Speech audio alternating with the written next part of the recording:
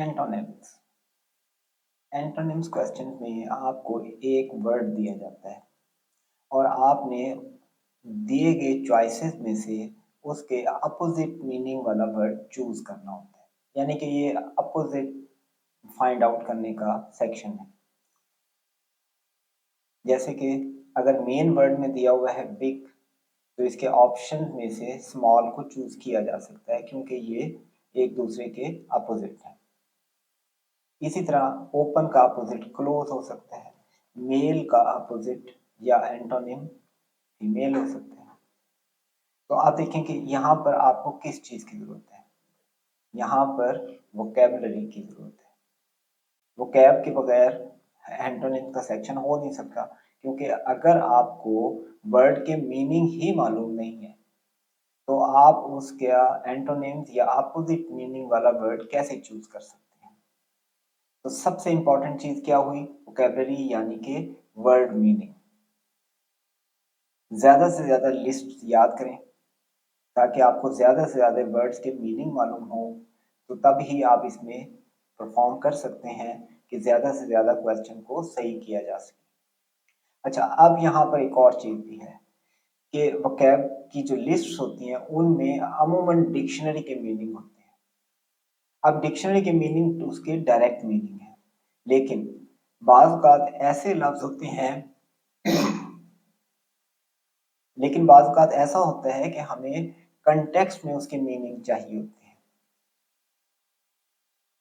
यानी कि आपको ज़रूरी नहीं है कि डायरेक्ट मीनिंग हो, बाज़ औक़ात उसके सेकेंडरी मीनिंग या उसके मीनिंग में से कोई मिलता-जुलता कोई शेड होता है मीनिंग का, वो हमने लेना होता है।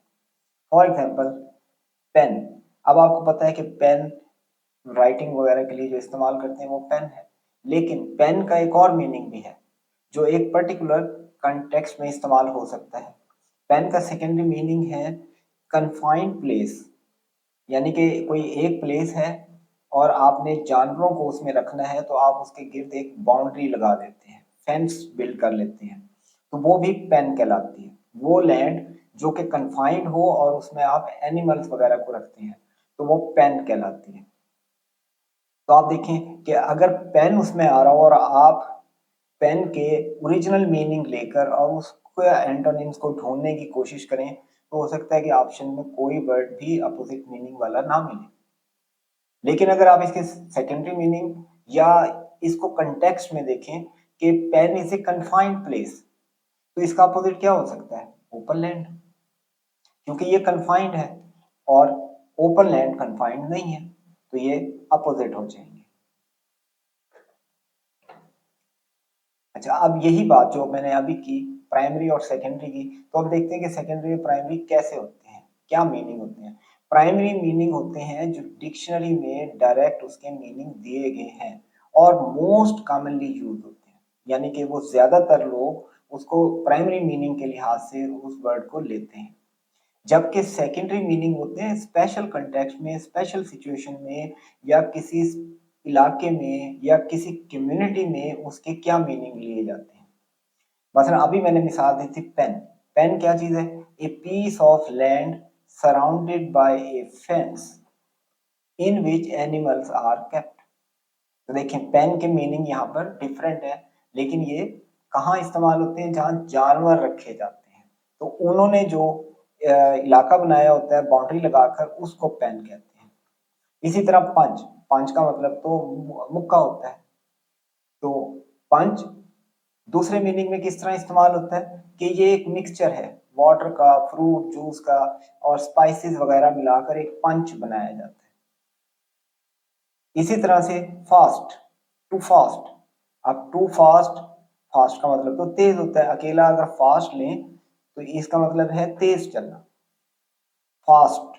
जबकि इसके सेकेंडरी मीनिंग क्या है, टू फास्ट, इसका मतलब है कम खाना, जैसे कि रोजा रखा जाता है, मीन्स टू ईट लिटिल और नो फूड। इसी तरह हाइड के प्राइमरी मीनिंग है छुपाना, लेकिन हाइड जो है एनिमल की स्किन को भी कहा जाता है, स्पेशली वो स्किन जो लेदर वगैरह बनाने के इस्तेमाल में आती है। बैंक, अब बैंक आपको पता है जहाँ रुपीस का, करेंसी का लेन देन वगैरह होता है, वो बैंक है। लेकिन बैंक जो है लीवर के किसी रिवर की साइड को भी कहते हैं, बैंक ऑफ ए रिवर। इसी तरह स्पोक, स्पोक का मतलब बोलना, लेकिन नहीं, ये किसी सर्कल, किसी व्हील वगैरह के दरमियान में जो रॉड्स लगी होती हैं, इस तरह जैसे अगर आप साइकिल या मोटरसाइकिल का व्हील देखें तो उसके बीच में इस तरह से रॉड्स होती हैं, ये थिन, जैसे कहते हैं तारों की शक्ल में होती हैं, खासी हार्ड होती हैं क्योंकि इन पर वेट आता है, लेकिन ये क्या कहलाती है, स्पोक। व्हील के दरमियान जो ये रॉड्स लगी हैं जो एक्सल और रिम को आपस में मिलाती हैं, दीज आर कॉल्ड स्पोक। तो स्पोक के मीनिंग इन रॉड्स के भी हैं। तो हमें नहीं मालूम कि उसने इस किसी पर्टिकुलर क्वेश्चन में कौन से मीनिंग लिए हैं। वो जब आप ऑप्शन देखेंगे तो सबसे पहले आप चूज करेंगे प्राइमरी मीनिंग वाले वर्ड, अगर वो मिल जाए, अगर वो मिल जाते हैं तो बेस्ट ऑप्शन होगा। अब अगर आपको डायरेक्ट मीनिंग वाला कोई भी वर्ड नहीं मिलता तो फिर आप उसके सेकेंडरी मीनिंग्स को भी सोच सकते हैं कि इसमें इस वर्ड के मीनिंग किसी और कंटेक्स्ट में कुछ और तो नहीं, और फिर उस मीनिंग को जहन में लाकर आप दोबारा चॉइसेस को देखेंगे तो वो आपको लाजमी तौर पे उसमें मिल जाएगा। फिर यह है कि आप जो है देखते ही अंदाजा लगाते हैं, इंस्टिंक्टिवली सोचते हैं, इंस्टिंक्ट से बस ये इसका आंसर है, ये रूटीन गलत है। आप कभी भी ऐसा मत करें कि आपको देखते ही बस आप अपने दिल की आवाज से कहें कि ये इसका आंसर बनता है, दिस इज रॉन्ग वे। आप सबसे पहले उसको रीड करें और सारे ऑप्शंस को देखने के बाद फैसला करें कि कौन सा आंसर बनता है। जैसा कि every question no matter how easy और familiar it may look should be read at least twice before answering it. आप आंसर देने से पहले उस पर गौर जरूर करें कि मैंने ये लफ्ज क्यों चूज किया है। फिर इलिमिनेशन मेथड बड़ा इंपॉर्टेंट होता है कि बाद औक़ात आपको रियली समझ नहीं आ रहा होता कि इसका अपोजिट कौन सा होगा, तो आप उसमें से इलिमिनेट करें जिनके बारे में आप डेफिनेट हैं कि ये इसका अपोजिट मीनिंग नहीं रखता, यानी कि इलिमिनेट करते जाएं जो आपके ख्याल में आंसर नहीं बनते। तो एटलीस्ट आप एक दो भी इलिमिनेट कर देंगे तो उसके बाद जो बचेंगे उनमें आप थोड़ा सा गौर करके आंसर दे सकते हैं। और बाद औक़ात ऐसा भी होता है कि सारे एलिमिनेट हो जाते हैं और एक ही वर्ड ऐसा बचता है जिसके बारे में आपको नहीं पता, तो हो सकता है कि वही उसका आंसर हो। देखते हैं प्रैक्टिस क्वेश्चन। ये पहला क्वेश्चन है गिडी। अब गिडी के मीनिंग क्या है, गिडी के मीनिंग है डीजी यानी कि चकराना, जिसमें सर घूमता है, सर बैलेंस नहीं फील करते, आप अपना बैलेंस लूज करते हैं, चक्कर से आते हैं, उसको कहते हैं गिडी। तो अब इसका अपोजिट क्या होगा, आप देखें गिडी का मतलब आपका सर चकरा रहा है, अब इसका अपोजिट होगा जब आपका सर या आप खुद बैलेंस फील करेंगे। तो ए ऑप्शन ही डायरेक्टली हमें नजर आ रहा है, लेवल हेडेड, जिसमें आपका सर या आपका दिमाग कंट्रोल में होता है, लेवल पर होता है। अगर हम बाकी ऑप्शंस को देखें, मोर, ये इसका अपोजिट क्या नहीं बनता, ये इसका अपोजिट नहीं हो सकता। पोर्टेबल इसका अपोजिट नहीं हो सकता, स्विफ्ट इसका अपोजिट नहीं हो सकता, विथड्रॉ इसका अपोजिट नहीं हो सकता। तो इसलिए ये सारे गलत और करेक्ट आंसर है अल्फा यानी कि ए। अब दूसरा क्वेश्चन है इम्पेयर। इम्पेयर के मीनिंग होते हैं वीकन और डैमेज। और अब ऑप्शन ए देखें, सप्लांट। सप्लांट के मीनिंग होते हैं सप्रेस्ड, सुपरसीड और रिप्लेस। सप्लांट के मीनिंग होते हैं सुपरसीड और रिप्लेस, यानी कि आप किसी को रिप्लेस कर कर उसकी जगह पर आ जाएं। तो इम्पेयर का मतलब होता है वीकन और डैमेज, तो सप्लांट इसके अपोजिट नहीं हो सकता। इनहांस, यस, इनहांस इसके अपोजिट हो सकता है, क्योंकि इम्पेयर में वीकन हो जाती है चीज, फॉल्टी हो जाती है या फंक्शन परफॉर्म नहीं कर सकती। तो इनहांस का मतलब इंक्रीज करना यानी कि बेहतर हो जाना। तो इम्पेयर में चीज खराब होती है, इनहांस में चीज ज्यादा बेहतर हो जाती है, तो ये इसका अपोजिट है। एक्सटेंड, इम्पेयर वीक हो जाना, एक्सटेंड हो जाना तो साइज में बढ़ जाना, ज्यादा हो जाना, जबकि इम्पेयर का मतलब है वीक होना, खराब होना। तो एक्सटेंड इसका अपोजिट नहीं हो सकता। ग्रेसफुल भी इसका अपोजिट नहीं है। Singly, one at a time, ये भी इसका अपोजिट नहीं है, तो इसका करेक्ट आंसर ऑप्शन बी है। टीडियस, टीडीएस की मीनिंग है टायरसम, थका हुआ, मोनोटोनस, बोर हो जाना, थक जाना, टीडीएस। तो अब इसका अपोजिट क्या बनेगा? देखें, बोर होना यानी कि आप कोई वर्ड ऐसा जो एक्साइटमेंट को शो करे, जो आपकी हालत बेहतर को शो करे, वो इसका अपोजिट हो सकता है। टीडीएस में आप टायरसम या मोनोटोनस हो जाते हैं, बोर हो जाते हैं, और रिफ्रेशिंग में आप बेहतर फील करते हैं, एनर्जेटिक फील करते हैं। तो इसलिए टीडीएस का अपोजिट होगा रिफ्रेशिंग। बोर कर देने वाली चीज, थका देने वाली चीज, रिफ्रेश कर देने वाली चीज, तो ये अपोजिट है।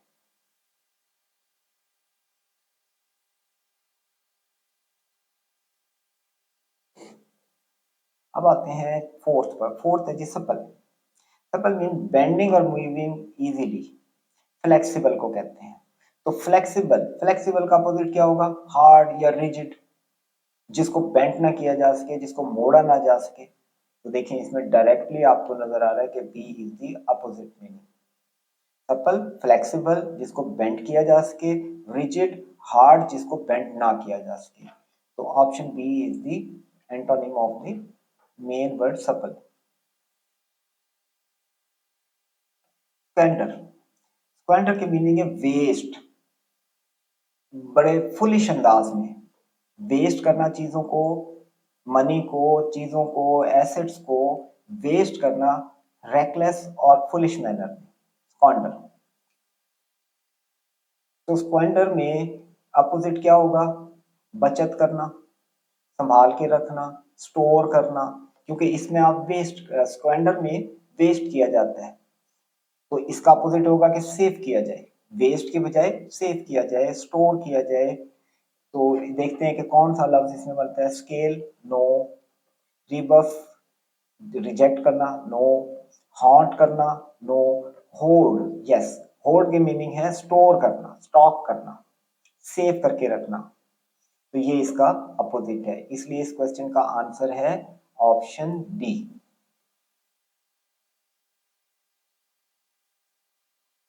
फिर आते हैं टैक्टफुल। टैक्टफुल, आपको इसके मीनिंग पता ही है। Skill, sensitivity, dealing with others, और डिफिकल्ट इश्यूज को हल करने की स्किल, टैक्टफुली आप हल करते हैं तरीके से, यानी कि ये एक स्किल है टैक्टफुल। किसी को, किसी चीज को, किसी इश्यू को, किसी प्रॉब्लम को टैक्टफुली हल करना। तो अब इसका मतलब है, इसका अपोजिट क्या होगा? रेकलेसली करना, बगैर सोचे समझे करना, या फिर रफ अंदाज में करना जिसमें नुकसान का अंदेशा हो। टैक्ट में नुकसान का अंदाजा नहीं होता, आप चालाकी से अक्ल इस्तेमाल करके, टैक्ट इस्तेमाल करके किसी चीज को सॉल्व करते हैं। जबकि बोरिश, बोरिश का मतलब है रफ एंड बैड मैनर, तो ये इसका अपोजिट है। टर्स, टर्स की मीनिंग है sparing in the use of words, यानी कि कम वो, कम अल्फाज इस्तेमाल करने वाला, कम बोलने वाला, मुख्तसर बात करने वाला। आप ये कि कंसाइज और मुख्तसर बात करने वाले को कहते हैं टर्स। तो इसका अपोजिट क्या होगा? बातूनी शख्स, जो ज्यादा बोलता है, तो वो कौन है? चैटरिंग। तो इसलिए डायरेक्टली आप कह सकते हैं कि ए इज द आंसर। बाकी कोई आप देख सकते हैं कि इसमें से कोई भी इसके अपोजिट मीनिंग वाला लफ्ज नहीं है। फिर है प्लेंटिव, जो सैड, उदास हो, जो देखने में उदास लगता हो, मोurnful, अफसुर्दा हो, उसे कहते हैं प्लेंटिव। तो इसका अपोजिट क्या होगा? जो खुश नजर आता हो। देखिए डायरेक्टली आपको नजर आ रहा है मैरी, जो खुशी का इजहार है। अर्बेन, अर्बेन के मीनिंग है सोफिस्टिकेटेड, कर्टियस, रिफाइंड। मैनर्स में लोगों से मिलने जुलने के अंदर ये सोफिस्टिकेटेड होता है, रिफाइंड होता है। तो अपोजिट क्या होगा? जो बदतमीज होगा, जो बदतमीजी से लोगों से मिलेगा या रफ अंदाज में मिलेगा। तो चर्लिश क्या है? Rude in mean spirited and surly way. क्या मतलब? जो रवैयों में रूड होता है। अर्बन सोफिस्टिकेटेड है, ये रूड है, तो ये इसका अपोजिट है, यही इसका आंसर बनेगा। ग्रेगेरियस, ग्रेगेरियस के मीनिंग है जो लोगों में रहता हुआ, ग्रोहों में रहने वाला, ग्रुप बनाकर रहने वाला शख्स, जो लोगों में बैठना पसंद करता हो, ग्रुप्स में रहता हो, सोशलेबल कह सकते हैं, जो सोशलेबल है, ज्यादा लोगों से मिलता जुलता है। तो कौन इसका अपोजिट क्या होगा? जो अकेला रहता हो, लोगों से कम मिलता जुलता हो, तो वो लफ्ज क्या है? रिकल्सिव। रिक्लूसिव, रिक्लूसिव वो लफ्ज वो शख्स है, तो अपोजिट इसका क्या होगा? रिक्लूसिव। जो ऐसा शख्स जो लोगों की कंपनी से बचता है, जो अकेला रहना ज्यादा पसंद करता है, ज्यादा लोगों में मिलता जुलता नहीं है। तो देखें, ग्रेगेरियस लोगों में ज्यादा मिलता जुलता है और रिक्लूसिव कम मिलता जुलता है या नहीं मिलता जुलता, इसलिए इसका अपोजिट है रिक्लूसिव, ऑप्शन डी।